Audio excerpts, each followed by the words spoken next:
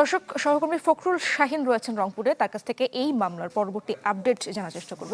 ফখরুল, আজ সারাদিন যে বিষয়টি নিয়ে সবচেয়ে বেশি আলোচনা হয়েছে, ফরেনসিক রিপোর্টের সাথে পুলিশের যে তথ্য একটু গরমিল বা অসামঞ্জস্যতা, এই ব্যাপারে পুলিশ কি কোনো তথ্য দিয়েছে? পাশাপাশি এলাকাবাসী আসলে কি বলছে?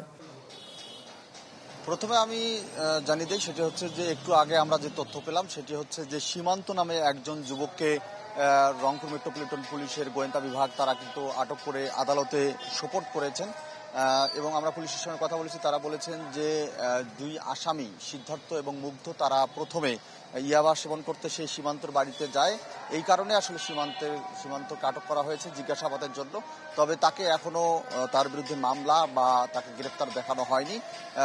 তার জবানবন্দি নেওয়া হচ্ছে আদালতে। এবং আপনি যেটি বললেন সেটি হচ্ছে যে আমরা শুরু থেকেই আসলে পুলিশের যে বক্তব্য, পুলিশ কমিশনারের যে বক্তব্য, তার সঙ্গে ঘটনার অনেকগুলো অমিল কিন্তু আমরা দেখতে পেয়েছি। এবং এই কারণে নগরবাসী কিন্তু প্রতিদিনই মানববন্ধন সহ বিক্ষোভ, শোক র্যালি এবং নানা কর্মসূচি পালন করছেন।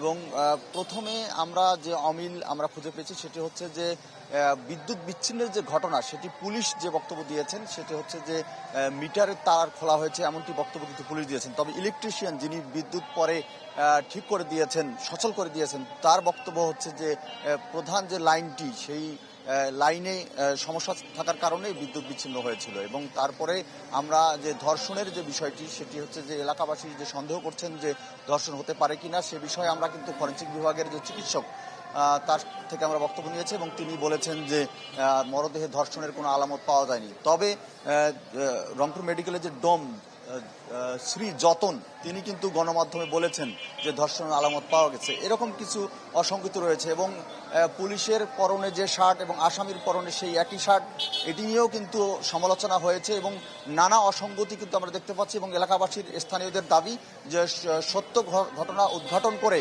প্রকৃত যারা অপরাধী তাদেরকে যেন শাস্তি দেওয়া হয়। এই ছিল এখানকার সর্বশেষ। ইশরাত, অনেক ধন্যবাদ আপনাকে ফখরুল শাহিন।